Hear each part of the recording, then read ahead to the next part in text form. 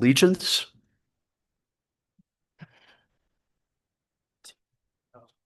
All right. We're going to pretend we have a flag. Is there on the screen? Okay, good enough. I pledge allegiance to the flag of the United States of America and to the republic for which it stands, one nation, under God, indivisible, with liberty and justice for all.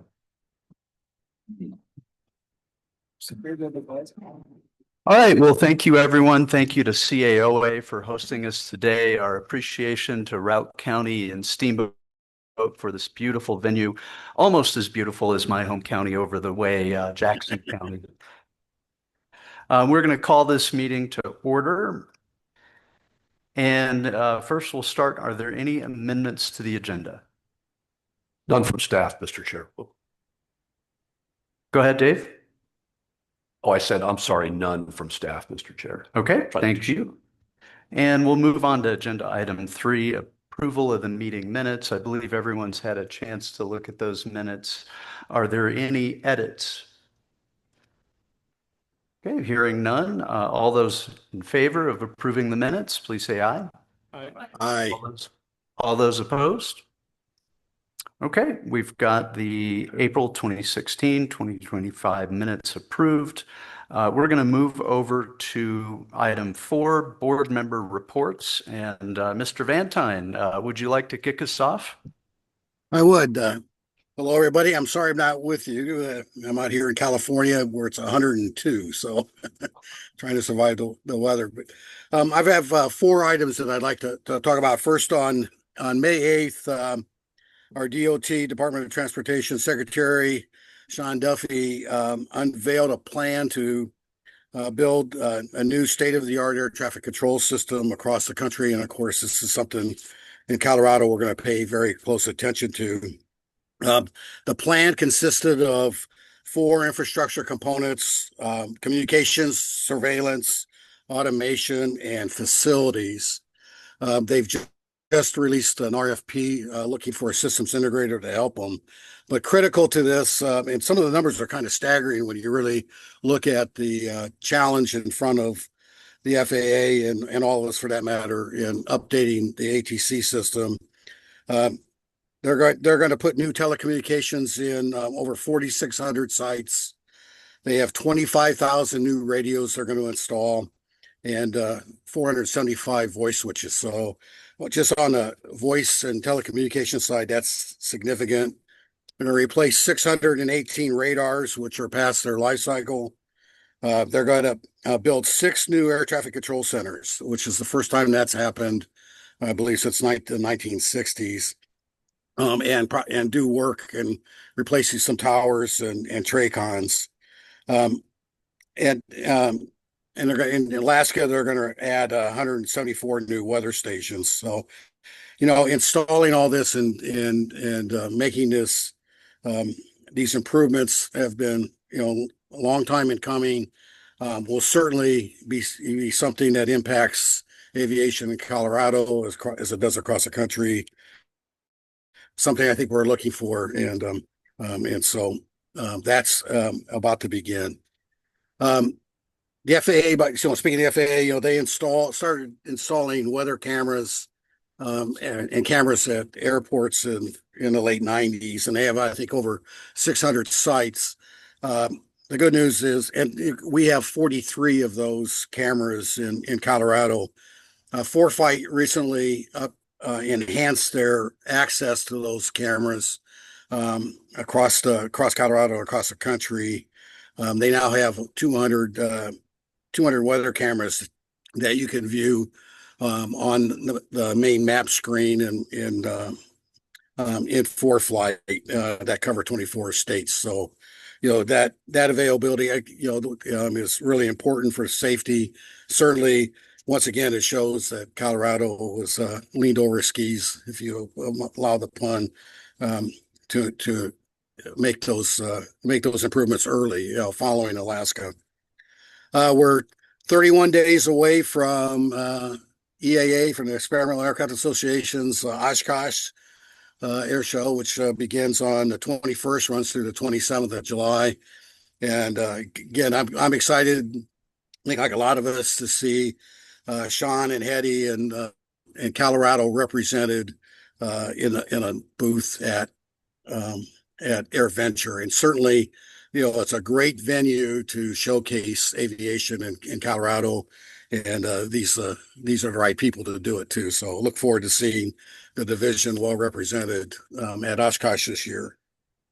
And then the last thing that I have, Mr. Chairman, is I think something for most of us in this room is happening, with a number of the incidents and issues that have happened in aviation over the last few months. Many of us are asked by the public, by people, friends, and family, and non-aviation folks, is flying safe? And I think it's behooves us, to really be transparent and clear in our answers. And when you look at aviation um, across the world, we're I think outside the medical industry, we're one of the most regulated industries around, and so that regulation drives and is focused on maintaining and improving safety. We have certified, certification and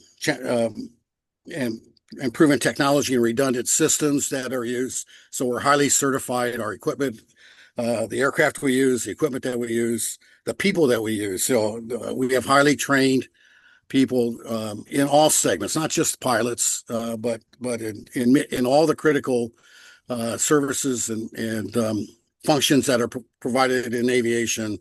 Our folks are thoroughly trained and continues to be trained. Same thing on maintenance. Our maintenance is proactive. It's regulated.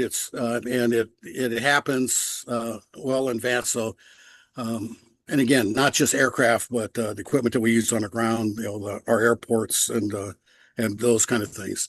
Our personnel are trained on for emergencies, and we plan for that because things do happen, and so it's not reactive when there is an event like we've just seen in India. We respond and react appropriately. It's an industry that's we continuously improve, and so we're transparent about what happens, and we use those incidents to make our industry safer and better every time. And so, and then the last one I think we all know and we talk about, but statistically, aviation is one of the safest modes of transportation. We know that, but I think that it's important that that we do a very credible job of when somebody asks, "Is it safe to fly?" to respond that we are, and here's the reasons why. And things are going to happen, but every time they happen, we learn from them and we get and we're better as an industry. But certainly, I think that people who are coming to our airports and getting on airplanes want to know that it's the right thing to do, and it certainly is. So, Mr. Chairman, that's my report. Thank you, Mark. How about we start with Steve? Thank you, Mr. Chairman. Whoops. Let's see, is that better? Close enough? All right, thanks. So I've just got a couple of points for starting off with Colorado Airport Operators Association, and thanks to the division again for coordinating this meeting at the same time as this conference. That really helps a lot. Also wanted to remind everybody for the airports, particularly September 8th through 11th, they're going to be hosting some training from the Colorado Airport Operators Association. In fact, I'll just toss over if one of you wants to just kind of give a quick update, and not long by any means, but just number of people that are signed up to attend and what the class is. Thanks, and I'm sorry, I just wanted to get the correct numbers here, but it's our money being put to good use for training by the association. Yeah, thanks, Steve. I'm Tony Bakary, the Director of Aviation at the Durango-La County Airport and Chair of the Training Subcommittee for CAOA. As you know, approved a grant funding for the 2025 CAOA training. Through popular demand, we ultimately selected a AAAE Airport Certified Employee Airfield Operations course to put on in 2025. That's the program that's scheduled September 8 to 11. Our cap through AAAE was 40 individuals. We received outstanding interest from the airports around the state. We had a total of 56 individuals who actually applied, and we were in the process of getting a waiver from AAAE to increase the cap on that to hopefully accommodate all 56. So it looks like we'll be able to deliver those dollars to a number of airports across the state, ranging from the size of Den all the way down to general aviation airports. Thank you. And the point there really is just a lot of people being trained, putting our money to good use, but also a whole variety of airports, and I think it has up to 15 airports represented. So thanks for that. The other thing I wanted to just touch on was I thought I was done updating anything related to changing out foam. I think we're going to be having a presentation here in a little bit about that process. It says Den update. It's really not about Den. This is just a contractor that we used to make that change. But we got stung again, I guess is the way I would put it. We went early, made the transition early, and I think did a really good job of making the transition. When we finished up, we saw that to do output-based testing, which we heard might be coming, where you have to actually spray the new foam out of the truck, it makes a huge mess. And so we decided to use a surrogate when we tested our trucks. Sure enough, FAA required output-based testing after we had already gone through this process. And now they're telling us we're going to be out of compliance if we don't use the actual foam because they don't want us to use the surrogate. Just want to toss that out there for any airports that are going to be transitioning in the future. It's one to keep in mind. So that, and then just on the Denver International Airport front, one quick note that I think might be of interest to some that fly through there. Level 6, where we have on the west side that screening checkpoint, the east side is going to open up August 5th. We're going to then close at that same time south screening. There's going to be work continuing on, so it's not completely finished. But once we open up that east side to match the west, it is going to make a huge difference. And we're going to be able to let people go across the bridge again to walk across the bridge after screening. That'll be very nice, but also just the efficiency that comes with it. That west checkpoint, the satisfaction from our customers, they just did a survey, found that since that opened up, customer satisfaction improved 13%. The time that they perceived going through screening improved by 19% since we opened up just the west checkpoint. So huge impact there. And with that, I will end my report. Thank you, Mr. Chair. Thank you, Steve. Kevin? Thank you. Nothing to report. Bree? I've got two things. I had the opportunity on a drive to Kansas City last weekend to stop by Kit Carson County Airport and have a visit. I was actually really impressed to see, I think when you see somebody love something so much, you can see it with your eyes. And that's absolutely what I saw on this airport tour. I could see how well loved that airport is and how well it's taken care of. And that was really a cool thing to see with my own eyes. We've all heard Daniel talk about how much he loves that airport, and I really got to witness that firsthand. So I want to thank him for that opportunity to visit. One other very interesting thing that he told me, and I will let him go into more detail because I'm sure I won't do it justice, but he has very nice, very fancy simulator setup, which there is an opportunity to do lots of training that doesn't necessarily exist in such ease of access at other airports on the Front Range. So I think it would be a very cool opportunity that I'll let him tell you guys about for people who feel maybe frustrated by some of the congestion with flight training on the Front Range. Pretty cool opportunity to go out there and try some different things. So that seems like a really fun thing. I'd also like to thank Director Elaine. We had the opportunity to take a tour of NREL this week and see some of their work on sustainable aviation fuel and some really interesting energy modeling for airports in the future of electric aircraft and things like that. I think there's some really cool opportunities there for airports that are considering putting in energy infrastructure. They have a pretty bomb-proof way of anticipating what those needs are going to be without having to put any infrastructure in the ground yet. So I think there's a great opportunity for airports that are considering future-proofing that technology to be able to model it before you actually get any on-the-ground work done there. So that's it for me. Thank you, Bree.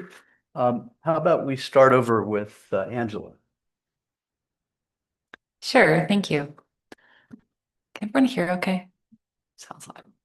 I just have a few updates. I'll be shorter than I was planning because Harrison Earl stole my thunder on the air service growth on the Western Slope, and I'm happy about that. But I will just again recognize the Eagle Airport and their big achievement this week, joining the Hayden Airport as airports in Colorado with 7 United hubs, access to 7 United hubs. Really big deal. And on that note, what I find most impressive is the amount of projects going on the Western Slope while all the airports are growing. So just to name a few, Aspen just completed an almost 1-month closure where they did a whole bunch of construction, including some work on the runway. Hayden just selected a contractor for their big terminal expansion project. I'm not sure if Kevin's in here, but his retirement is well played in that regard. And good luck to Neil. And then Telluride is in the middle of their big hangar project. Kenny Mampa was telling me about how that should be done in just a couple of months. I also want to note and make sure everyone here knows, especially because he's not in here, that today is Kenny Mampa's birthday. So please wish him a happy birthday. Oh, you're right there. Sorry. You have the mic if you want to sing happy birthday. No, I'm not the singer in my family, but happy birthday, Kenny. He's just 21 again. And then last on the project front in Grand Junction, we're still moving a little bit of dirt for our runway project, but we finally started the sub-base work for our new runway.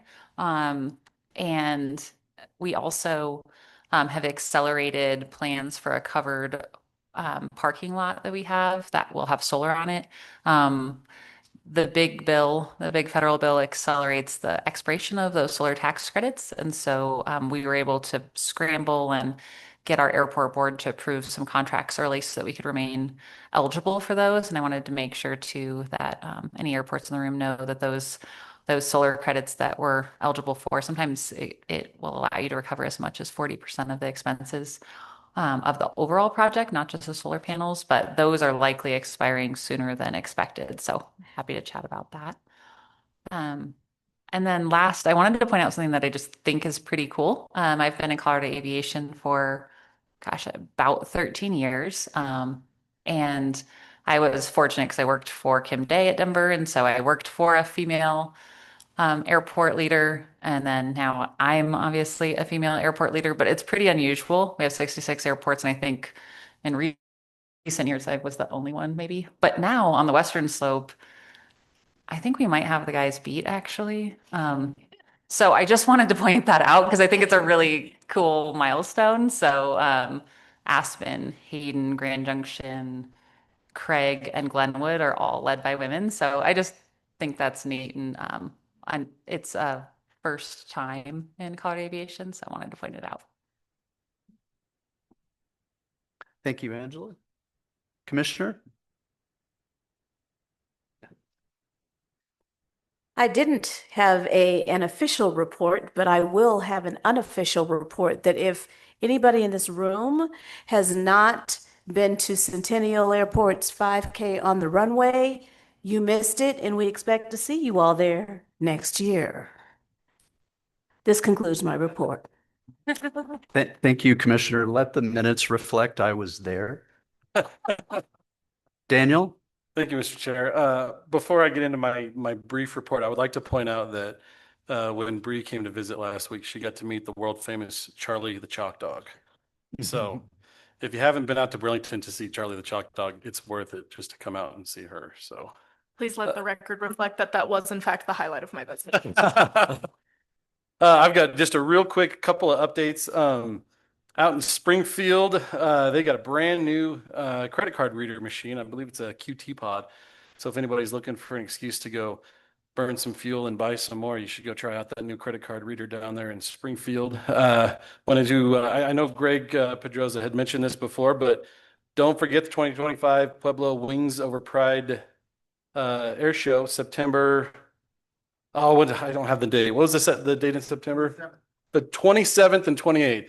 The Thunderbird is going to be there's going to be awesome. So don't forget that. A couple of quick things. Charlie May out in Sterling just hosted the Air Race Classic. Yeah, just came through yesterday. I was just tracking today. I would say most of the pack is through Wyoming and Idaho, getting up through Oregon, and I think just about ready to finish up now. But I don't have exact number on how many. Does anybody know how many racers there are? I guess I've got the list right here. 64. That doesn't sound right. 50-ish, approximately. I'm not sure if some of them dropped out, but quite a few racers. I know Mike Beckoff from Lochner was out there helping, and he had a great time. That was where that picture came from on the slide there. So I know Charlie was eagerly awaiting them and wanted to take care of them. I think he did a fantastic job. So just one last thing, out in Burlington, we have got our big project completed out there. We did complete reconstruction of the taxiway. Started it last fall, got stuck in the winter time when it froze up, and we just got it done this spring. Turned out awesome. Also got a brand new generator out there and some lighting, some real lights. So we're glad to have that project done. Checking one more off the list, and we're gonna start next year right into the next set of projects. So that's all I have, Mr. Chair. Trimby? No, I better not. All right, so hi, I'm Trimby Zavo. I'm the pilot organizations representative for the state. And Colorado Pilots Association is the largest organization, so I like to give their report first. But I did want to get a huge shout out first to Brad Schuster from IOBA, who works so well with CPA and EAA and represents Colorado in such a good way that just wanted to give him a round of applause if you guys could all. I think he's just awesome. He helps us so much, all of our pilot organizations. He's there for us. Let's see. So the CPA Presents has a flight safety series, and in May it was on density altitude, and in June it was on STEM flights for youth. July 21st, they will be doing a Colorado Heroes / Notable Aviation Colorado Aviators flight safety series. Colorado Pilots Association just did a Denver Center tour at Longmont, and that was June 5th. They also did a NOAA tour just on Tuesday. And then June 21st is the first of the 3 Colorado Pilots Association mountain school ground schools with Bill Standifer et al. And they will be doing a TRACON tour on July 17th. And then they're going to be having a summer social at Shelter Rocky Mountain Metro sometime soon here. And not to forget that also Bill Standifer talks at EAA Air Venture, and he's planning to do that again. Yep. And Colorado Pilots is also very much looking forward to working with CDOT and Hetty and David Elaine out at Oshkosh with their fun times at Air Venture together with CPA. Let's see, they just awarded 4 scholarships, the CPA did, and the funds have been dispersed.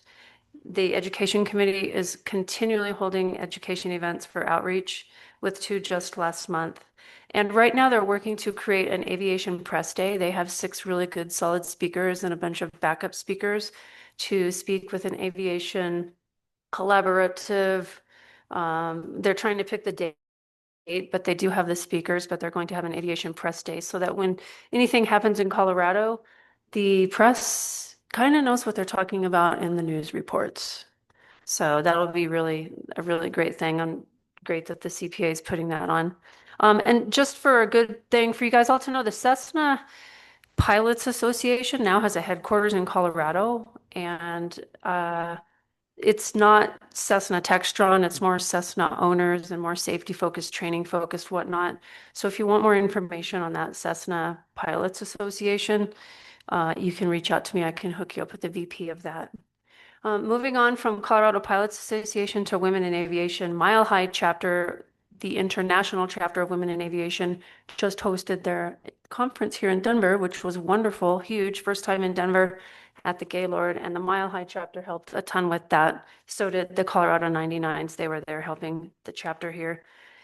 That chapter from Mile High Chapter Women in Aviation awarded scholarships to their members to attend that conference, paid in full with their scholarship funds. They did a tour of TRACON in April, and they have a scholarship assistance night that they held in May. They're holding another scholarship assistance night. They're really good about trying to get the word out. Hey, here's what you need to do to win a scholarship, to get a scholarship. The scholarship's available to you. They're good at that. So are the Colorado 99s. All of the organizations really are. Let's see. They will be doing a barbecue at Shelter this Saturday from 12 to 4. There is a lot going on this Saturday for all of the organizations across Colorado. The Colorado Aviation Business Association just held a tournament, a golf tournament, and that was on June 5th, and that was a great success. And I'll let Kelly Sloan talk later about the legislative front working with CAOA, but supposedly everything's fairly quiet on the legislative front with CAOA, and they have scholarships due at the end of December. EAA is having a fly-in at Longmont this weekend, so another thing for you to do, maybe if you're in the Longmont area, go to the EAA fly-in there. And AirVenture, of course, we are always talking about that with EAA. Yeah, any more news? Colorado has a ton of EAA associations. If you're ever interested, I can hook you up with the right person. Colorado 99s, they held a fly-in at Air and Spaceport May 31st, just recently. And they, of course, were also at that Air Race Classic in Sterling just yesterday. And I think one of the pictures, the picture that you showed, Sean had one of our Colorado's planes on it. I recognized the tail sign. That was a group flight number 21, I think. Let's see. They also are giving scholarships. They just gave 2 scholarships away to the Future Women Pilot Award. The Ruel Award for Advanced Ratings is due July 31st, and the First Wings Student Pilot Scholarship is due October 1st, and that's the 99s. Civil Air Patrol just had a large training at K-Fly, and they participated in a statewide emergency services training with 12 flight sorties and 5 ground sorties. And the Civil Air Patrol dispatched a direction finding team to find a rogue ELT at Centennial recently.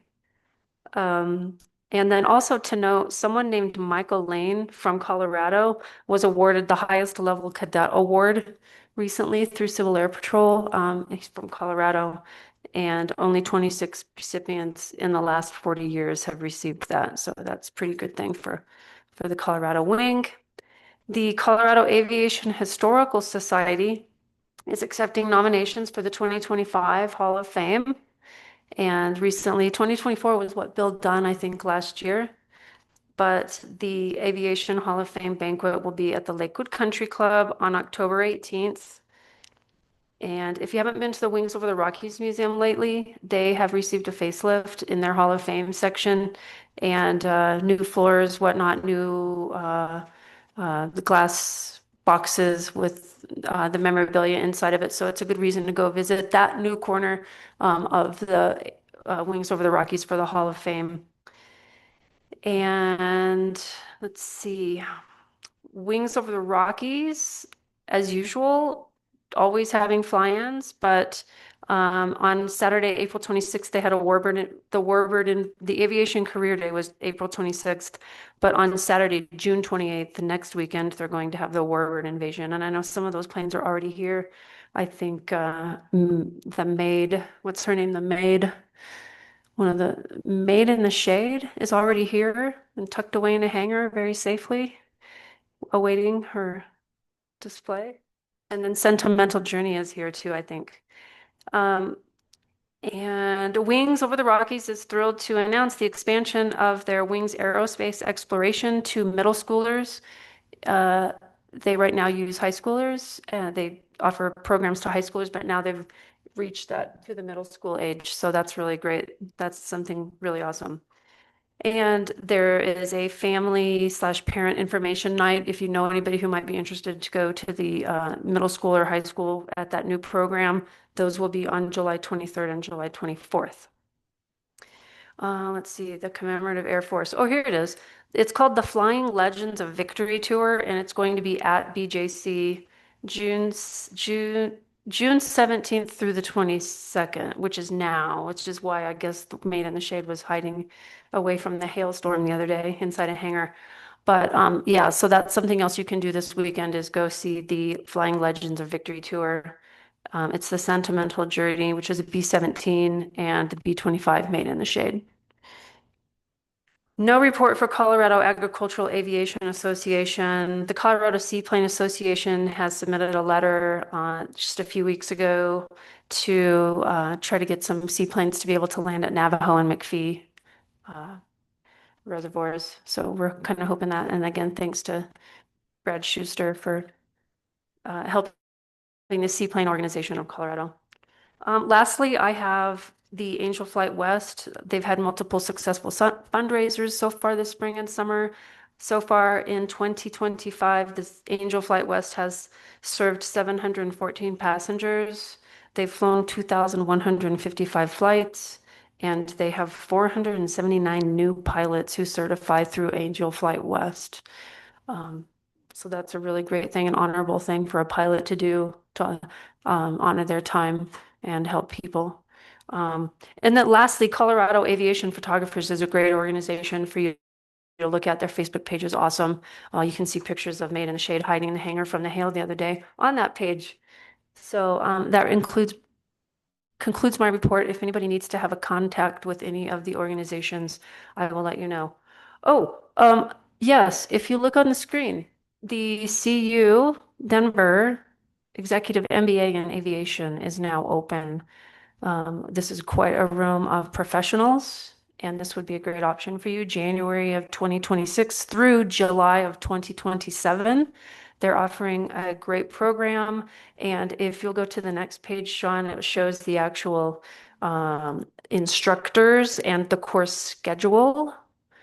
And oh, you didn't post it? Okay. Oh, there it is. Yeah. So you'll notice bottom right corner, very nice speaker, Oscar Munoz is going to be a speaker or one of the instructors on the very last class.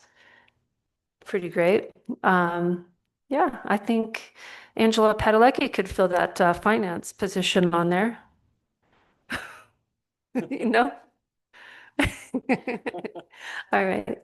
So that's just something you can think about. Mary Ann Skato is working with me to just try to help get this marketed out there. So spread the word.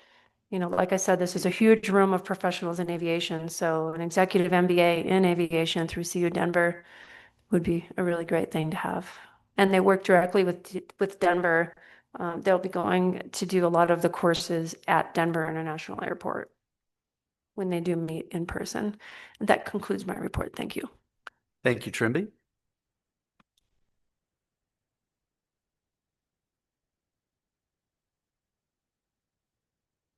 In lieu of my director's report today, wanted to take the pleasure and the honor, thanks to former chair, Commissioner Ray Beck, we learned that our own David Ulane has served as the leader of the Division of Aeronautics for 10 years this summer. And in honor of his commitment, his 10 years of visionary leadership, unwavering dedication, outstanding service as director of the Division of Aeronautics, we'd like to recognize on behalf of staff and the board his commitment to innovation, safety, and collaboration that shaped the future of aviation across Colorado and beyond. Dave?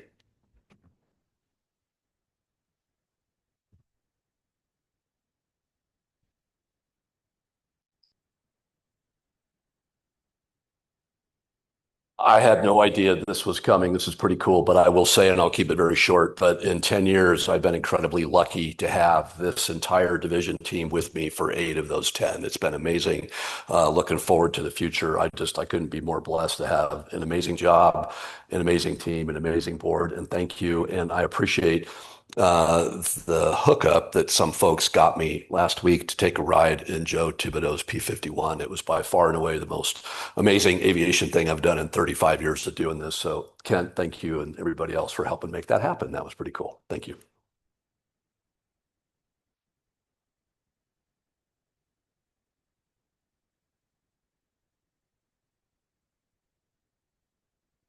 Okay, item 6, airport updates.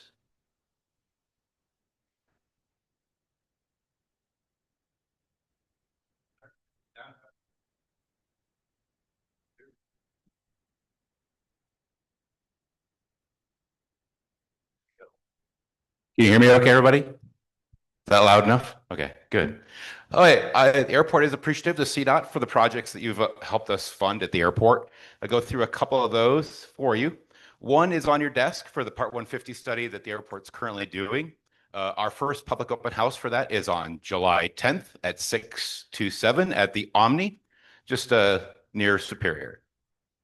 We have the unleaded fuel tank transition for us going on right now. We plan on doing the full transition hopefully in December. We have a contract awarded for its construction and its installation. Hopefully the tank has been ordered at this point in time, and we're expecting delivery and operation in December. And we do have the subsidy as well from CDOT to do that. And then taxiway Kilo and Delta should hopefully start off here in July with the finalization of some easements with Excel. That'll open up about 50 acres of developable land, and I share, hopefully that works well for us, trying to find the highest, best use for that land with MROs, maintenance facilities, and things like that. That kind of summarizes what I generally have.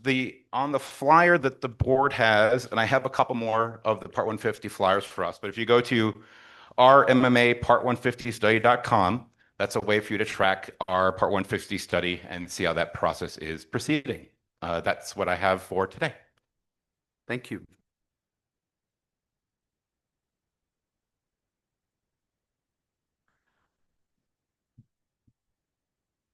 Hi, good afternoon, Mr. Chair, board, and staff. Thank you for the opportunity to say thank you and relay a good news story. I'm Brian Anderson from the Silver West Airport down in West Cliff, Colorado. And recently on June the 12th, we had a medical helo flight land at the Silver West Airport, and they had a life at risk patient on board. They had a problem with their aux fuel tank and couldn't feed the main tank, so they were running low on fuel with this critical patient on board. They needed to accomplish a hot refueling to make it to the destination airport. They were en route from New Mexico to the Denver area and needed to leave the engines running while they refueled. We assisted their efforts, and later the pilot called back to say that to our airport manager to thank us for the assist and for having Jet A available at our small airport. And it perhaps saved a life. So why the story?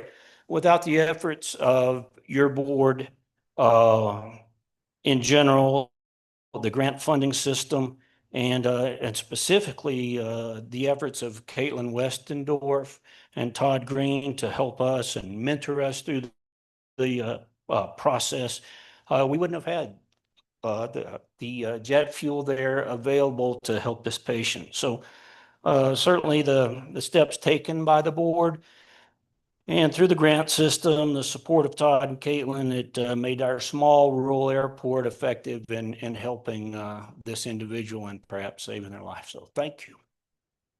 Thank you. That's a great story. Any other airport updates? Okay, very good. We have one person signed up for public comments. Just a reminder, comments are limited to 3 minutes. Brad Walker. Brad, are you with us? Can you hear me? Yes. Awesome. I just wanted to, I wish I could be there in person. I had work demands on me, unfortunately, but listening to the board reports and all the progress and all the positive aviation things taking place in Colorado is is reassuring. And I just want to commend the board on staying focused on making sure that we continue that positive way forward, and appreciate the efforts of everyone. So thanks very much, and you folks have a great day. Thank you, Brad. Okay, let's go on to item number 7, Director's Report. Dave? Thanks, Mr. Chair. Just a couple of things. As Bree mentioned earlier, a few of the board members and some of the staff was privileged to take a tour of the National Renewable Energy Lab this past Monday, getting to see all of the different things out there they're working on with sustainable aviation. So thanks to Scott Carey and Brett Oakley with NREL for taking the time out of their busy days to accommodate us. It was very, very cool. And the technology there, if you've never been to NREL, it's just kind of mind-blowing what they're working on. And anytime you think you're a smart person, go to NREL and you'll realize you're not. So a lot of smart people in that building. So thank you, Scott, for that. Week before, I had a really cool opportunity to participate at the invitation of DEN. So Steve, thanks to your counterparts for that. I don't know if anybody's familiar with Eno Transportation. It's a transportation think tank. And they do a program called Eno Air Max. It's the second year they've done it. And what they do is they take employees from large hub airports. This year it was Denver, Atlanta, Philadelphia, and O'Hare, Chicago, Midway also. And they go around over the course of a year to each different airport and learn about the challenges at that airport, exchange ideas. It was really cool. And I got to sit in on a very cool panel talking about advanced air mobility, everything from eVTOLs to regional air transportation with battery electric aircraft. And so thanks to you and the DEN team for that invite. It was very cool to participate and listen in on the whole day. Actually, it was awesome. And thanks for being there. They appreciated it. I heard about that. Good. I appreciate it. Thank you. I was wearing DEN socks. If you look at the picture closely, I want to make sure you know I was sucking up to you, Steve. So, and then I also wanted to give a shout out to Todd and the planning team. You know, every year at this time, they go out and they do our pavement condition index inspections and our 5010 safety inspections. And of course, those two things really populate a lot of things. Of course, the 5010 data goes into the FAA's Airport Facilities Directory and Chart Supplement. It's how pilots get information about your airport. And of course, the PCI data they collect is how we prioritize in large part most of our grants, which are oriented towards pavement maintenance. So thanks to Todd and the team for doing that. That's a heavy lift. In the last couple of weeks, they knocked out Grand Junction, Rifle, Glenwood Springs, Aspen, Eagle, Greeley, Northern Colorado Regional, Meeker, Rangeley. Todd's going to tell you later how they do a pavement condition inspection at the Kenny Reservoir Seaplane Base. Craig, Hayden, Steamboat, Granby, and Kremling. So that's a lot of work. It's a lot of walking. We get asked a lot, why don't we use drones to do this? There's some cool new drone technology that does this, but for our perspective, we've talked a lot about it. We like seeing your airports firsthand. We like getting out there and knowing exactly what's going on, not just with cracks and things like that, but seeing what's happening. So for all of you that were on that list that are subjected to this every 3 years, I want to thank you for making it easy for our team to get out there. We know those are disruptive. We know they take time away. You've got to close runways and taxiways. You've got to allocate ops staff to escort them around. So thank you for that. Thank you for your patience. It's getting harder, I think, is what I'm hearing from you every year because airports are so busy. So anyway, that's it for my director's report, Mr. Chair, unless there's any questions. Thank you, Dave. How about item 8, financial update? Bryce? All right. Thank you, Mr. Chair. As always, as I go through, if anybody has any questions, just stop and ask.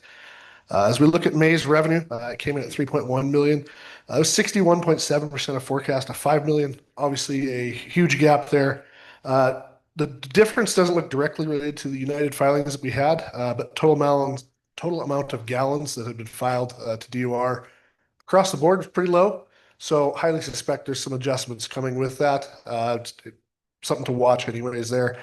I do also recognize it's probably, as we've seen oil come down in price over the past 6 months, a lot of the contracts that fuel vendors had probably have come up and could be kind of a reset, if you will, as far as what they're paying for their prices. So the nice thing about our forecast, once it sees this, it automatically adjusts to that. So if we see that again in June and July, that when we talk in August about our forecast for FY26, it'll be reflective of that. So we'll be able to pick up whether that's a short-term hiccup or more of an underlying trend due to the price of fuel.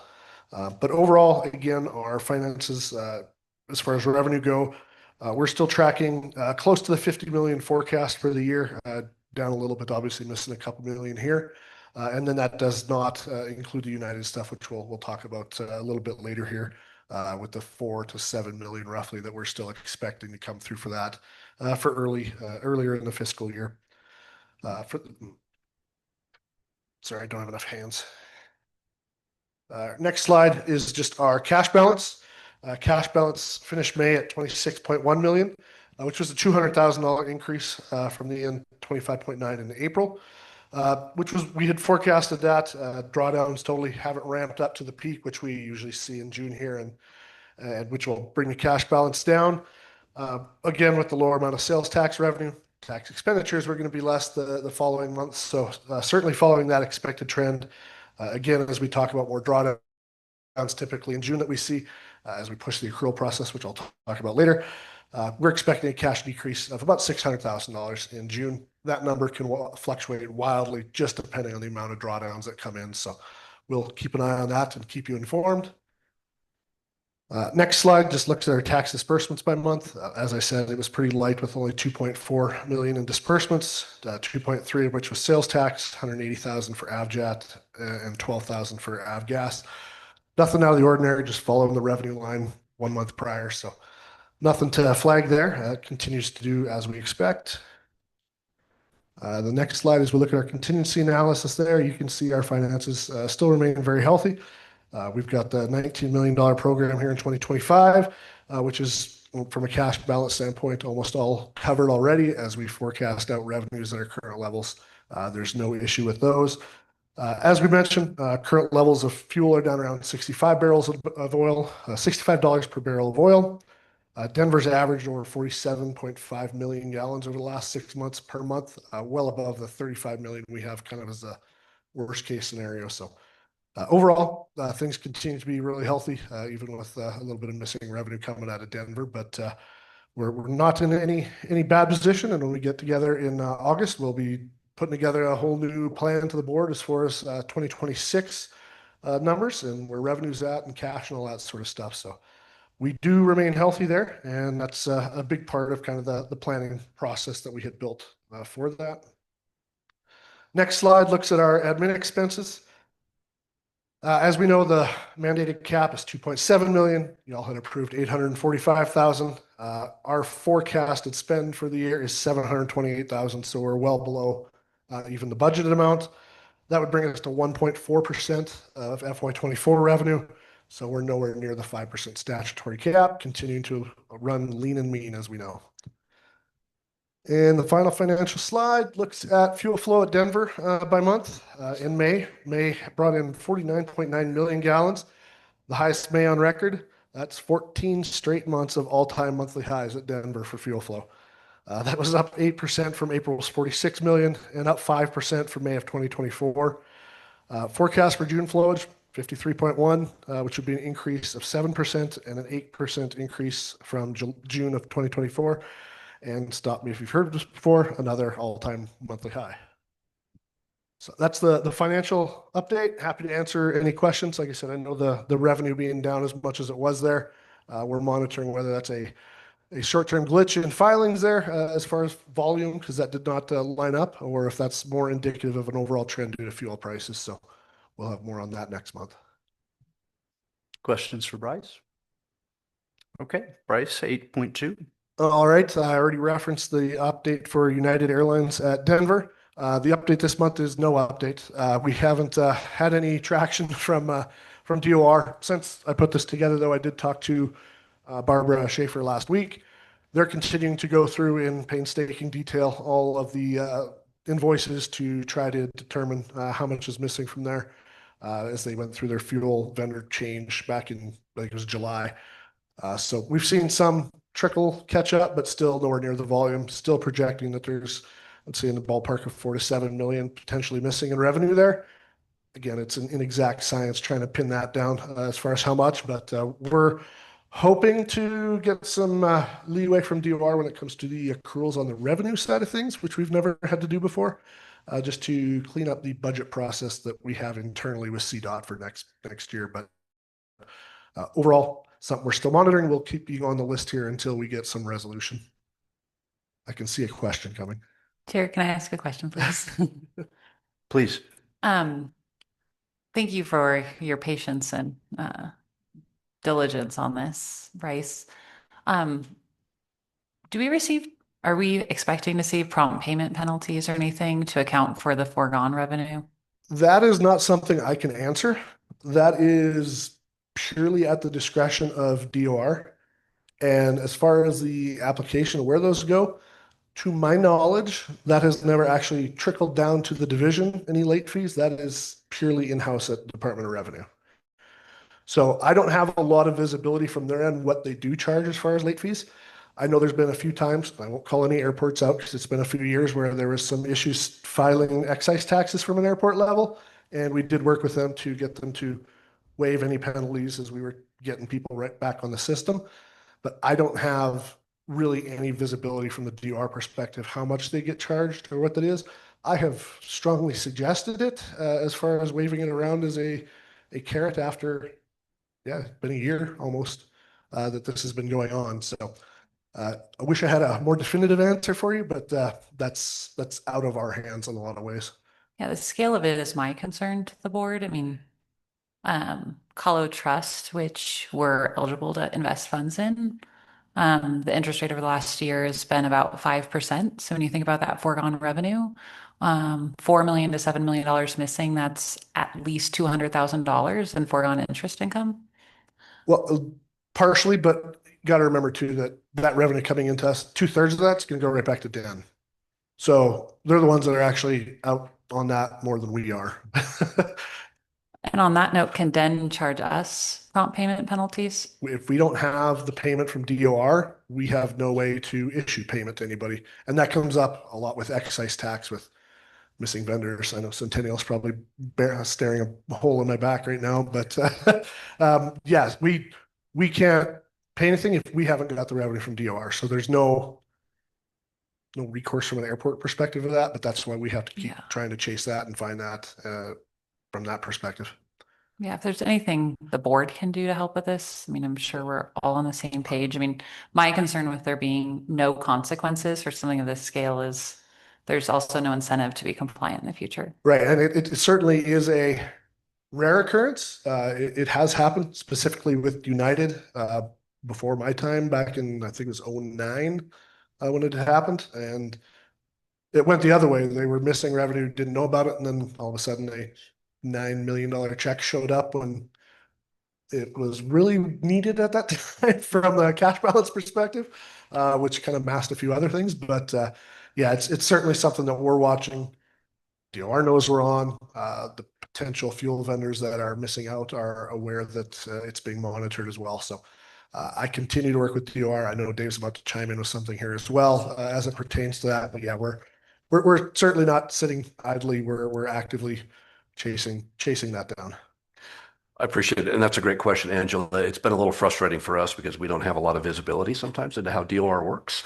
They typically have just sent us the money and it's not been an issue, but I can tell you that this is something that I flagged for CDOT Executive Director Lou. She's aware of it, but next week I'm going to ask for that to be elevated to the director level between the two departments. Good to hear. Any other questions? Okay. 8.3, Bryce. All right, I'll turn around here. This is my annual reminder to all of the airports that it is the fiscal year end for the state here at the end of June. As such, it is accrual season, which, believe me, we enjoy as much as you do. So if you haven't already either submitted drawdowns for work done on or before June 30th, 2025, please do so by the 24th. That is also the deadline. If you're not going to be able to submit drawdowns, to get your accrual letters into us. All we need is, this is a project, this is a PO, this is how much work has been done on this project that has not yet been billed. That lets us go through the state's accrual process. That also lets us pay you when you do submit a drawdown for it in a timely fashion. If you don't submit an accrual and then are looking for payment and we're still going through that process internally with CDOT, I can't pay you for potentially a month and a half. So please get that to me. I will emphasize, as I have to a couple people here today, this is not an exact science. The whole accrual estimate, please key in on that word estimate and use that. Nobody's expected to spend a lot of time or effort on that. But 24th is the deadline, so we can meet all of the internal CDOT deadlines. Please either get your drawdowns in or your accruals in from that. If you have any questions, I'm a big guy. I'm pretty easy to find. So thank you. Thank you, Bryce. Let's go to 8.4. Kip. Good afternoon, Chair Holsinger and members of the board. I have your grant administrative updates for you. This one is lengthier than the normal reports. We have 7 administrative updates to present. 5 of them are regard supplemental funding, and 2 of them are simple term extensions on existing grants. The first one to be amended is Grant 23 EIK01. And that is the town of Erie applied for and was administratively approved to amend Grant 23 IK01 with $2,088 in additional state funding to match the extra bill funding that was allocated to remedy a capital deficit in completing the airport's AWAS relocation replacement project. The next is KGWS Summers Air Park up in Glenwood Springs. The city of Glenwood Springs applied for and was administratively approved to amend Grant 23 or 25 GWS01 with $8,283 in additional state funding to accomplish all aspects, that is, all schedules of their ALP project based on bids received by the airport. Next is Telluride Regional Airport Authority applied for and was administratively approved to amend Grant 25 TEX02 with $7,857 in additional state funding to match the extra FAA bill funding being utilized. The next one is Walden Jackson County Airport. Jackson County applied for and was administratively approved to amend Grant 2533 Victor 01 with $111,000 in additional state funding to remedy a capital deficit in completing the airport's runway 422 reconstruction project. So that project was adequately funded in our opinion, but the bids came in very high. And after we had conferred within the planning staff, decided that we were essentially at the point of no return and really wanted this project to happen, and we had the funding available to get that done. So we're moving forward with that. Next is Spanish Peaks Airfield down in Walsenburg. Huerfano County applied for and was administratively approved to amend Grant 23 for Victor 101 with $10,989 in additional state funding to match the extra FAA bill funding allocated to remedy yet another capital deficit in completing the airport's airfield electrical rehab project. And now 2 simple term extension requests. Springfield Municipal Airport applied for and was approved for funding. The design to reconstruct their taxiway Alpha and a portion of GA ramp. The 2021 grant was the first of 2 grants awarded to the project. It was out to bid last summer, but the bids were high, so therefore we needed to extend it. And I apologize very much for reading all these verbatim, but it's going a lot quicker that way. The next one is Yampa Valley Regional Airport, and Routt County applied for and was administratively approved to amend Grant 22 HDN01 to extend the grant expiration 1 year to June 30th, 2026, due to the SRE ordered a couple of years ago that has yet to be delivered to the airport. So that's kind of a common issue with SRE equipment, those kinds of things. They order it and then it goes much longer for delivery to actually happen. And that is my update for you, and I'm ready to answer any of your questions. Hey, Kip, a real quick question. Sorry, what's SRE? Snow removal equipment, sir. Okay. Duh. Okay, thank you. No problem. We live in a world of acronyms, don't we? Okay, any questions? Okay, great. Thank you, Kip. Thank you. Appreciate it. 2025 recognition program. Dave?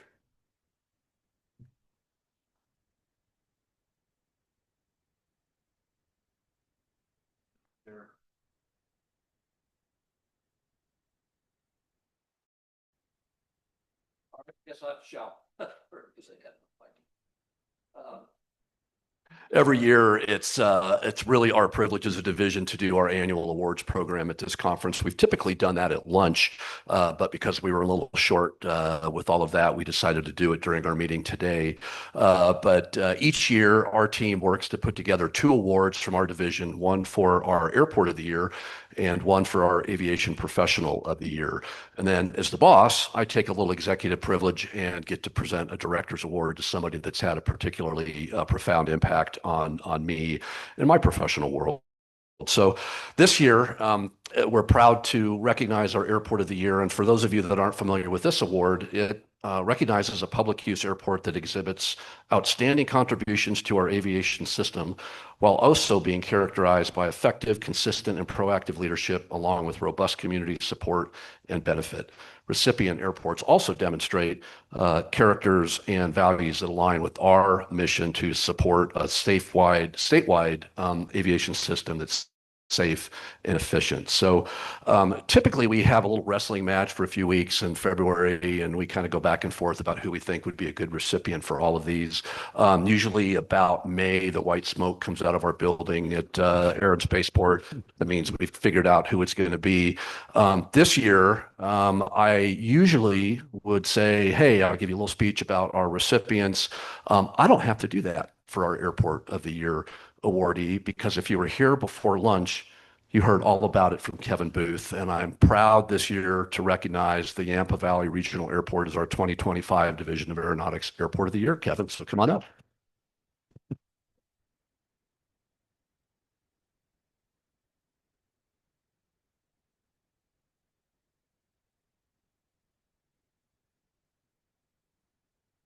Get better. So get your team around. Okay, And then very good. bring it all back up. All right. Everything. Oh, you guys have heard enough from me today, don't you think? Just on behalf of our team and all our tenants and the community, really, really grateful for the recognition. It's a team effort at Hayden, as it is at every airport, but I appreciate the recognition. Thank you. You got it. Thanks, Kevin. Yeah, really. So for our Aviation Professional of the Year, will that working now? That's easier than holding that. I can hold my iPad, right? This award recognizes an aviation professional in Colorado who has made an outstanding contribution to our statewide airport system. Recipients of this award also demonstrate values that align with our mission to do that. This year's recipient, I do have to do a little explanation about, because you haven't heard from this person yet during the conference today, but this year's recipient earned his Bachelor of Science in Aviation and Aerospace Management from Metro State University of Denver. Go Roadrunners. How many Roadrunners out in the audience? Oh my God, look at that. Awesome. All right, very cool. And he did that in 2019. That same year, he began his aviation career as an intern with our very own Division of Aeronautics. And at the end of that internship in 2020, he moved on and transitioned into his role as a full-time aviation planner with Kimley Horn, where he has since had a variety of high-impact airport and aviation system planning projects spanning both GA and commercial service airports across the country. Most recently, he played a pivotal role in the successful development and launch of our division's own 2025 Colorado Aviation Economic Impact Study. And as a certified member of the American Association of Airport Executives, he brings a strategic, forward-thinking approach to his work, providing valuable insights and leadership to both Kimley Horn and the Colorado aviation community. And how many of you were at the January CAOA meeting? You had a chance to listen to this individual do what we, I think, agreed was one of the most amazing professional consultant presentations we had ever seen. So it's our honor to recognize Patrick with Kimley Horn as our Aviation Professional of the Year. Come on up.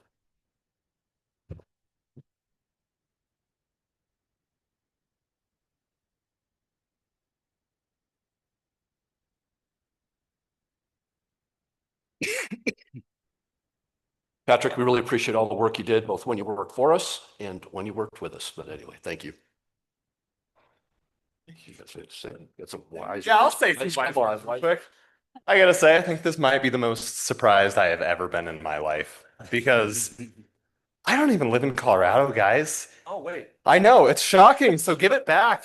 But I love this state. I'm born and raised in Colorado, and for the last 6 years almost, I've been suffering the heat in Phoenix. And I had the honor to, intern, go Roadrunners first off, Metro State, phenomenal program. But then I had the honor to intern with the Division of Aeronautics, and they really kickstarted my aviation career in a way that I could never replicate. without all of their amazing support. So when I had the opportunity to come back and work on the economic impact study last year, I was so excited because each and every one of you in this room are kind of like a second family to me because I grew up in aviation with all of you. Kevin, it's really funny. I was thinking I met you at the AAA conference in Boston in 2019. And now I've had this pleasure of working with all of you for 6 years. So this is a tremendous surprise. I am so honored for all of you to be here with me, and I really appreciate the honor. So thank you.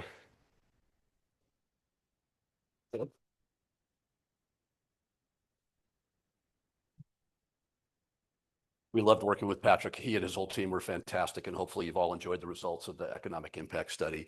Finally, the Director's Award for this year. I had to think long and hard about this one, but it's kind of hard to believe. I used to be a young guy. Now I'm an old guy. And it's almost 30 years ago I left the comfortable, comfy nest of the ops office at Centennial and made my way up to Cody, Wyoming to become the manager of the Yellowstone Regional Airport up there. So I went from managing ops at a big GA airport to managing a very small commercial service airport. And I went up there young and with some textbook knowledge of a lot of stuff, but really didn't have a lot of on the ground knowledge. And at the same time, as I was working with our folks at the FAA Airports District Office, another gentleman started about the same time that I did with the FAA. And over the subsequent 30 years, as I moved around to airports in Wyoming and Utah and then back here in Colorado, this individual was there with me, coaching me, mentoring me, providing me counsel on how to make the AIP program work as well as it could for the airports that I worked at. I suspect this individual has done that for a lot of you over his almost 30 years in federal service. I didn't think I would get to give him his award so soon because I thought he was going to stick around, and I'm kind of mad that he didn't. But he's not here, unfortunately, but it's my privilege this year to recognize John Bauer, the former manager of the FAA's Denver Airports District Office, with my Director's Award. So when you see John, he's not going away. He's going to be back in this room before too long. I know it. Congratulate him, tell him how much he meant to you, because he's really been just a fantastic person and helped me succeed in my professional career over almost 30 years. So thanks and congratulations to John.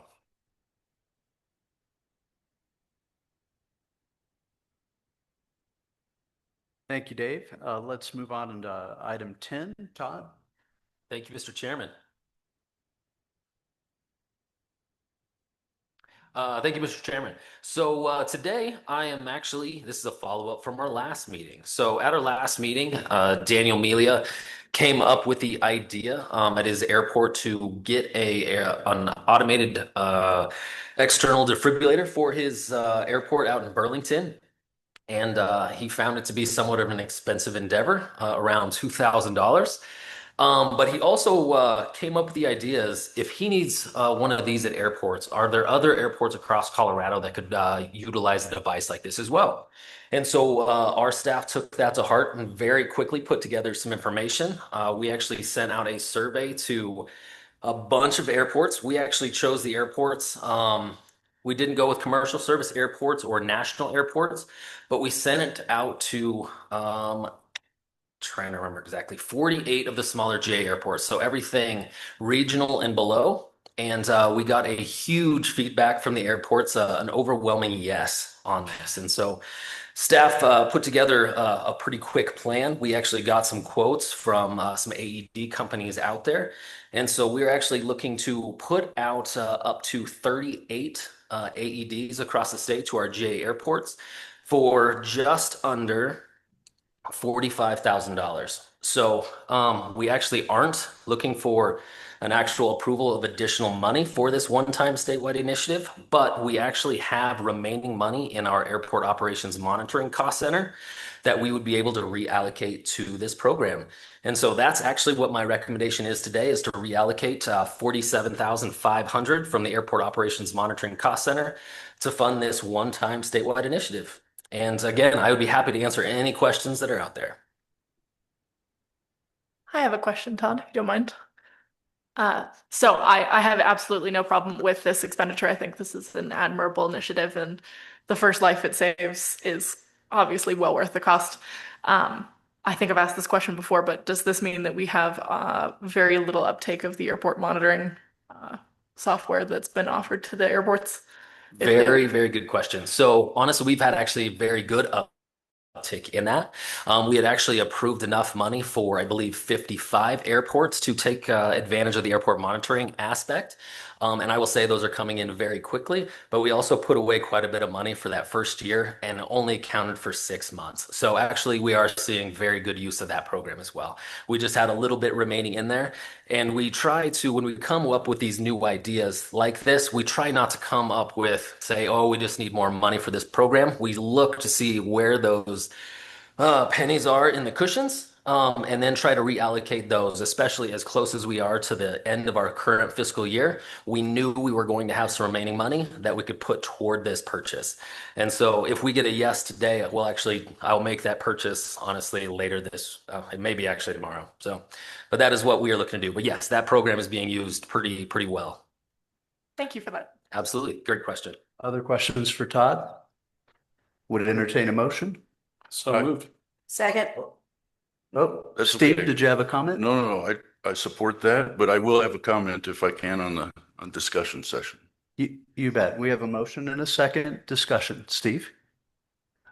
Just wanted to kind of make note, Daniel, I think this was a great idea. And Denver International Airport, we have a lot of defibrillators. We have a lot of people and a lot of cardiac arrests. I was talking to some of our paramedics who were looking into it recently. They looked at, I think, about 83 cardiac arrests at Denver International Airport, just one time hack, one segment of time. I think it was 53% of those, the AEDs were used, and it resulted in basically 41% of the people regaining a heartbeat there on site at the airport. Even more than that, survived to the hospital and recovered. So very valuable thing for airports to have, and I support it. Thanks. Thank you, Steve. That's amazing. Okay, all those in favor? Aye. All opposed? Very good. The ayes have it. Let's move on to agenda item 11, industry update. Scott?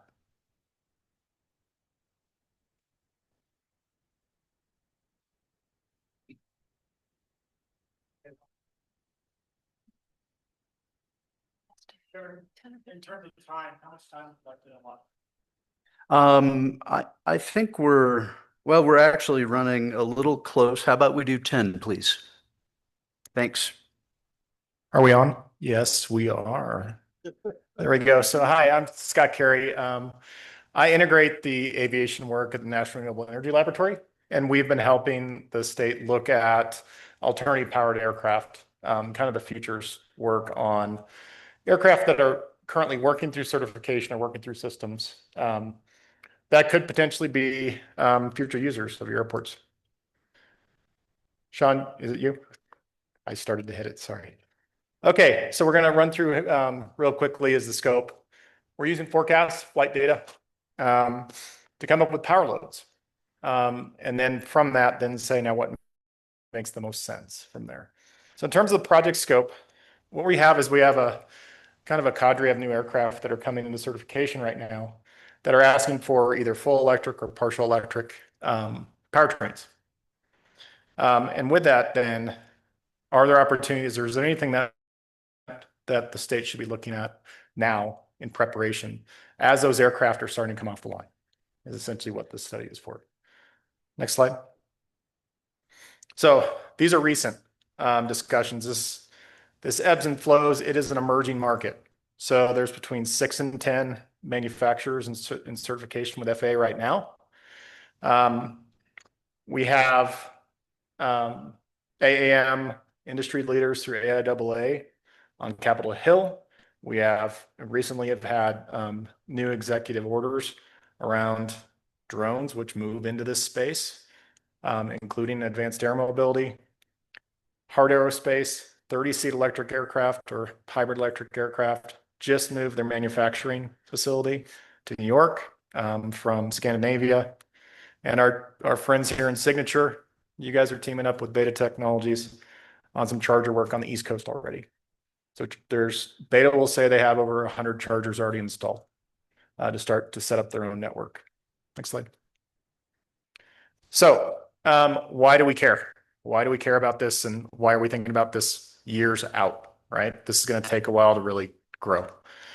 I want you to look at the chart on the which side is that for you? Is that the left side? It's the right side. Right side. Thank you. So on the right side, the small gray bar is a typical airport load currently.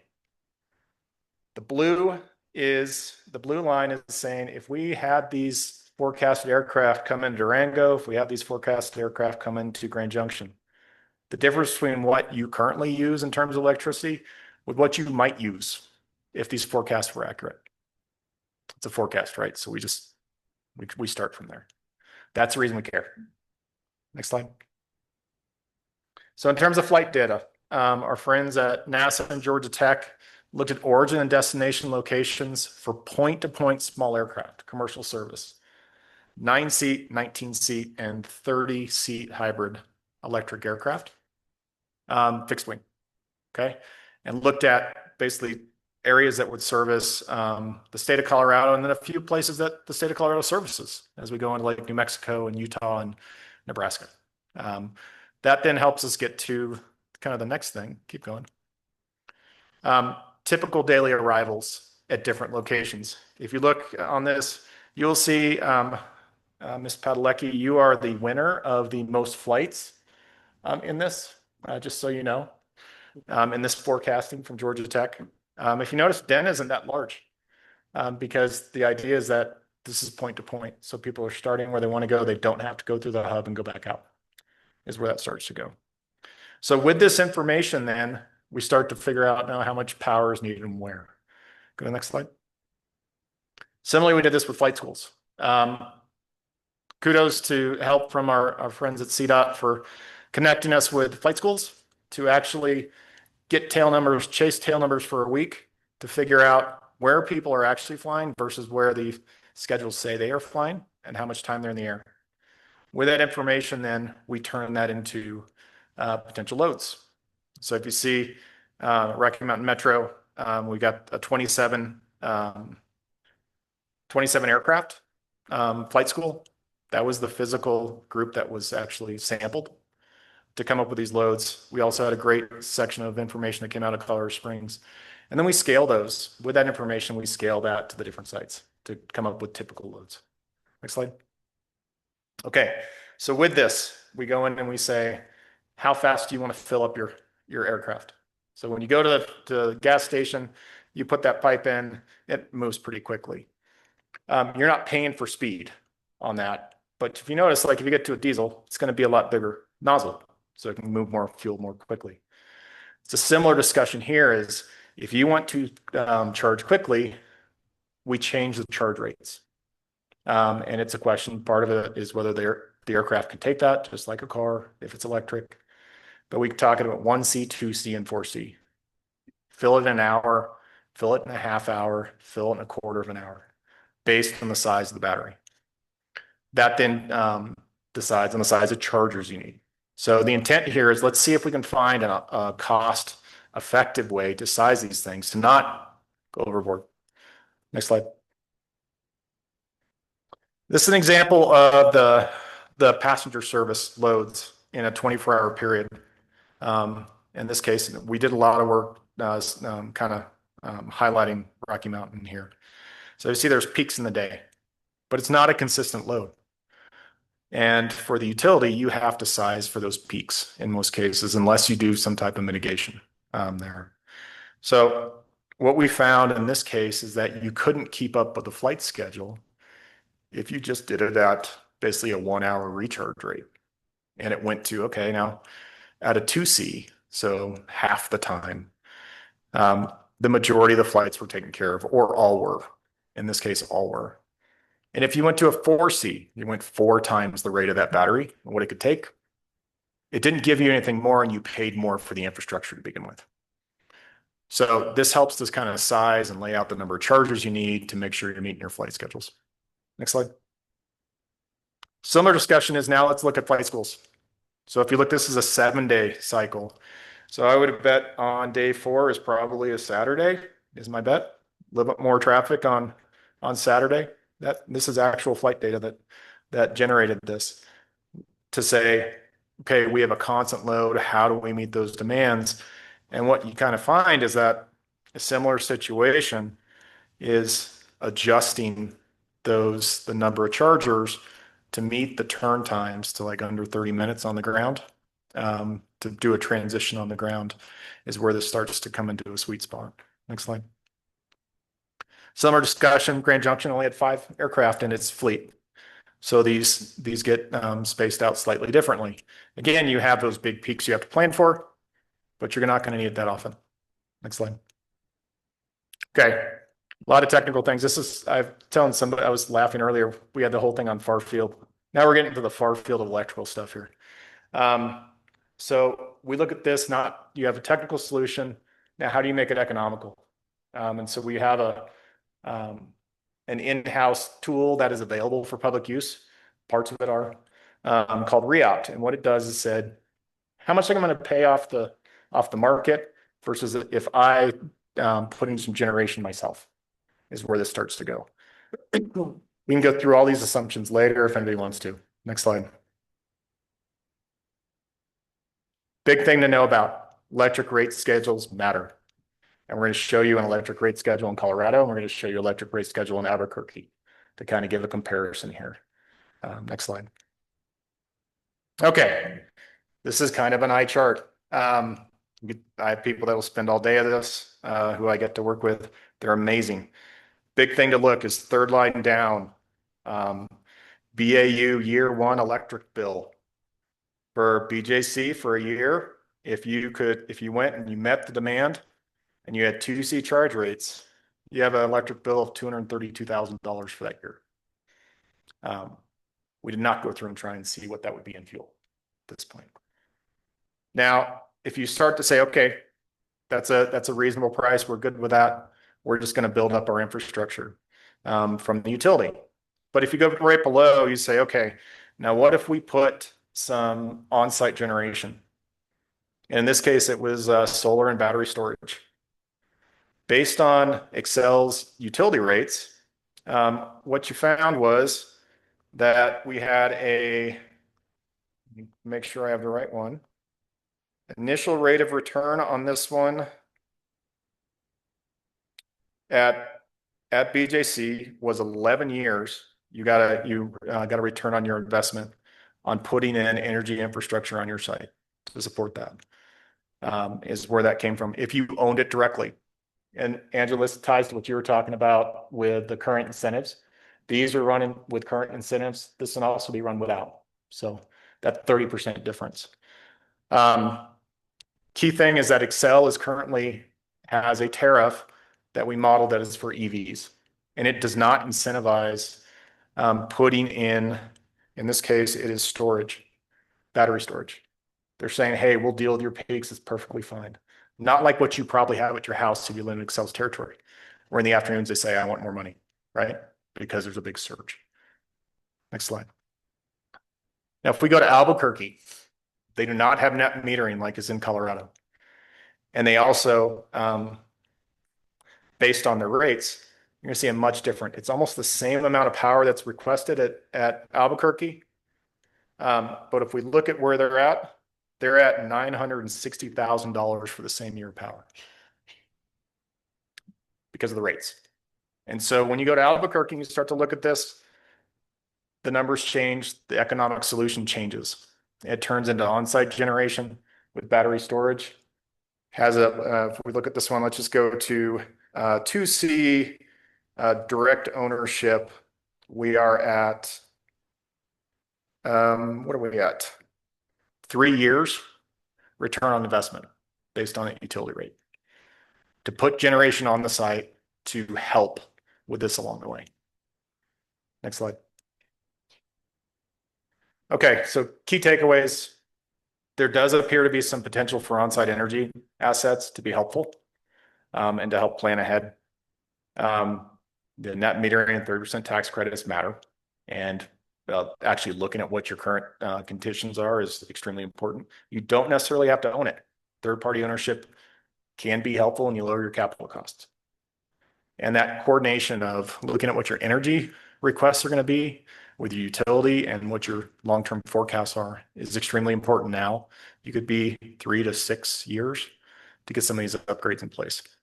Next slide.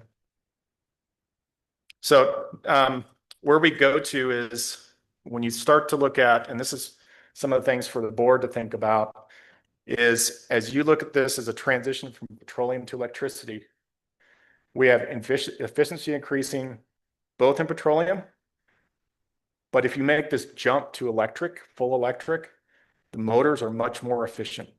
So if you're looking at policy and trying to say, I want to maintain my revenue streams, a gallon of fuel is not going to have the same effect as a kilowatt hour of energy if you do a straight conversion. So thinking through that discussion and saying, spending some time to go through to say, how do we want to look at that is one key component to think about. There is a significant increase in loads. There is also an opportunity for many of your airports, there is a business as usual case without chargers. And we have that in the report to go through and say, here's your current situation.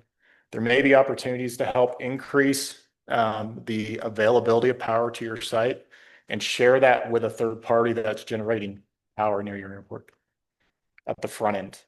So that if you have a flight school that wants to transition, you have multiple users sharing that asset before it ever gets there from the power side. And we see a need for collaboration as always. So last slide. Thanks, Sean. Now, potential steps to consider, engage with local flight school operators to understand where are they at, where do they want to be? Is it worth their time? Look at your airports and utility providers and thinking ahead on your energy planning as you're doing your master plans and different things. We are seeing loads drastically increase on airports. And so if you're doing a master plan, a terminal area plan, all these different things, make sure there's an energy component in there early and not just assume you're going to have power. You might find out you won't, depending on what's going on. We are seeing AAM operators continually updating. And so staying engaged with what's occurring across that industry, we're trying to keep up. We talk to them like once every 2 weeks and get different information that's improving, but it's all going the same direction. They're still moving through certification. And we see there's a potential to have kind of a deeper evaluation on the policy. If you're saying we have our existing structures for revenue, realistically, think about that from the perspective of how you'd like to adopt that. If this is something you want to adopt in your region, how would you like to adopt it? And that gets into maintaining grants and everything else. How'd I do for time, sir? Doing good. Thank you. That's it. Questions for Scott? Mr. Chair, I might just add that the report that Scott is referencing is going through some additional final quality control at the moment, and we hope that it will be released in the next few weeks. Great. We look forward to that. Thank you. And it'll be public. It'll be publicly available. And ideally, it'll be set up that that anyone can read it, chase how it was done. And if you have questions, we're happy to help steer, let people know what happened. Thank you. Great. Thanks again.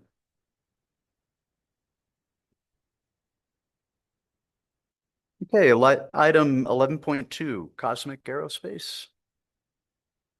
Scott?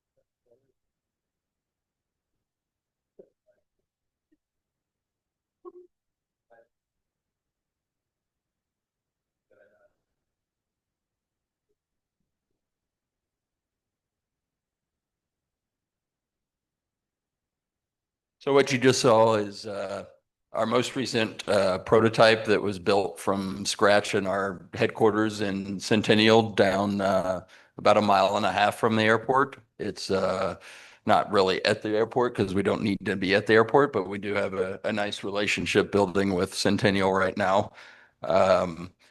This is my second year here. This was a great event for us last year. Last year was really when we kind of came out to the public and started talking to airports and airlines. It was a very productive year last year. And we continued to do a lot of great things. The prototype you saw there, as I said, was built from scratch. I don't know what all those machines are called, but they have rolls and rolls of high-tech carbon fiber, and they started from rolls and built every single piece of that airplane from scratch. The unique things that you may see there is the wingspan versus the fuselage and the embedded engines. That technology is something you probably haven't seen anywhere, maybe in some of the fighter jets. That prototype there is about a 10% scale, about 4.5, 5 meters in width. That was built for specific testing. It's not retired yet, but we're not really flying it every week right now. We have a few flights scheduled this year that are left, mostly demonstrations. Most of the testing was done in February. But every piece of this thing, every engine, all the wiring, all the systems was done by these engineers from scratch, everything in-house. And I think actually the first flight was supposed to be just a runway test. And I guess the aerodynamics are so good that it just took off. So it went very well. It went up very well, and then they hoped it would land well. It landed well. It performed tests. I think they've flown it 9 or 10 times now. That's up at that special airport around Colorado State. So now the team back in Denver is, I'd say some of the focus is the rest of this year on the engineering side is mostly, if you go to our website, we have a couple of years ago, the first thing they built was a full-scale engine that is about, you could hug it probably. So there'll be 16 of those engines in each wing. They did a bunch of testing on that. Now they're going to take the engine this year, build a second one that kind of integrates a few more systems and processes and complete that this year. Some of the recent news, we won a $250,000 poetic grant, and we hope to take some of the findings of the NREL study and use our $250,000 to help. Most of that, I think, is to help think about bringing this aircraft and infrastructure to airports as we spend other funds that we have on most of the design and mechanical aspects. And then by the end of the year, we hope we also complete our $20 to $30 million A round, our next fundraisers. If you can't tell, if you haven't seen it before, the plane itself is probably a 24 to 29 passenger fully electric airplane. Not to put them down, but Hart Aerospace keeps saying they're an electric airplane, and they're a hybrid airplane. They said they were going to be electric, and then they changed it. And they spent $100 million. And we think we're almost already ahead of them, but everything in the industry is exciting. They're doing a lot of good stuff. We're doing a lot of good stuff. So our plane is 24 to 29 passengers, 100% electric, using batteries that we could buy off the shelf today with an initial range of 600 miles. As you can tell, it's 16 turbofan jet engine propulsion on each wing, 300 plus knots as kind of standard maximum speed on a full flight. We need about 4,500 to 5,000 feet for runway length. We have a 117-foot wingspan. Obviously, that sounds a lot for a 25-passenger plane, but when you're trying to make heavy batteries fly this fast and fly this far on one charge. You have to start from scratch, and that's kind of one of the things that they came up with is it's a little bit like a glider. We do have plans to make actually the wings fold where the engines end. That way they can fit into hub airports that may not want to give us a full kind of 737 gate. Some progress over the last year, which a lot of airports here in Colorado have been a part of. I've gotten to spend a lot of good time with David and the CDOT group. Presented to their board last year, I think in July or August. Have had quite a few discussions, had David and Sean out to our headquarters manufacturing facility just a few weeks ago, and that's when we talked about showing the video and updating. Obviously, we want to do as much as we can in Colorado and are trying to keep headquarters here in Colorado and hopefully have a manufacturing facility here in Colorado in the next 5 years or so up and operational and pushing 10 to 20 of these out a month. The two places I spend most of my time are with airports and airlines. At the start of last year, we really had no airline discussions. At this point, we have two aircraft non-binding LOIs. Scott, I'm sorry to interject. We're running really short on time. If you can wrap it up for us, please. Sure. So we have two LOIs so far. We're talking with, I think I'd say every regional airline and every mainline in the US, a bunch in Canada, a bunch in Europe. On the airport side, we have 5 Colorado airports that have kind of signed this collaborative MOU to, let's say, take some of the in-rail info and take it further, take it to the next step. We would love to continue to add Colorado airports to that network. If anybody could find me in the next few hours or tomorrow from any other airport that would be interested in talking about that and being part of this collaborative network, we're trying to get ahead of it before the planes show up in 5 years. And hope that we just continue to check off each and every box, and in 5 years you see planes landing at airports in Colorado. The last thing I'll say about our airplane, why we think it's so special, not only the sustainability, but why we think it fits so well, is very applicable to something that's in the news today, which is, this big, beautiful bill is trying to cut EAS dollars by, I don't know, what is it, 75%? Our analysis of the market says that there's no other plane other than ours that probably could just fly into these markets and make money on their own without any subsidy. We're doing a lot of financial modeling of different routes and running full days of flights. And with no incentives, we think we can, offer an airline 35 to 50% EBITDA margins, which is financial economics that mean no incentives and attractive airlines attracted to fly to your airports. So would love to talk to people more around the conference and dive in deeper. Thank you, Scott. We're going to skip program updates. Dave's going to cover those at CAOA at 4 o'clock. So we'll jump to item 13, legislative updates. Nothing from staff, Mr. Chair, but I believe Kelly Sloan with CABA has one quick item to bring up very quickly. Kelly, if you could keep it very short, we're about 8 minutes overdue.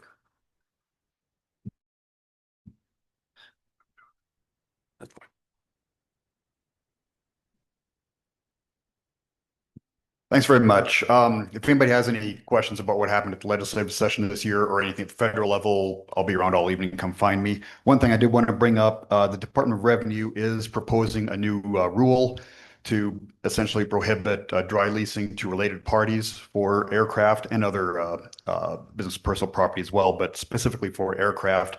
We are working with DOR to try and amend that rule or get it quashed.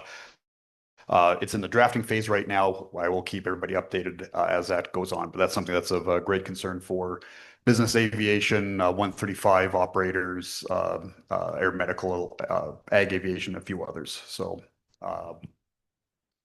yeah, again, if anybody has any questions, anything happening at the federal level or at state level, I'm always available. Thanks. Thank you, Kelly. With that, are there other matters? We're going to skip the proposed calendar too in the interest of time. Other matters by the members? I've got a quick one. The provisions of the bill that was passed last year requires certain airports to have a plan for transition away from unleaded fuel to be filed with the division by January 1 of next year. This is obviously something for next session, but I would love to know where those airports are with that and what the board can do to support those efforts, whether it's educational opportunities. I know there's funding available, but if there's something that the board can do, I realize airports are sort of up to their eyeballs in day-to-day things. So if we as a board can support them in helping make that transition easier, I'd love to see if that's something that we can do. Thank you, Bree. Any other matters? Okay, very good. We're adjourned. Yeah, you bet. Good to see you.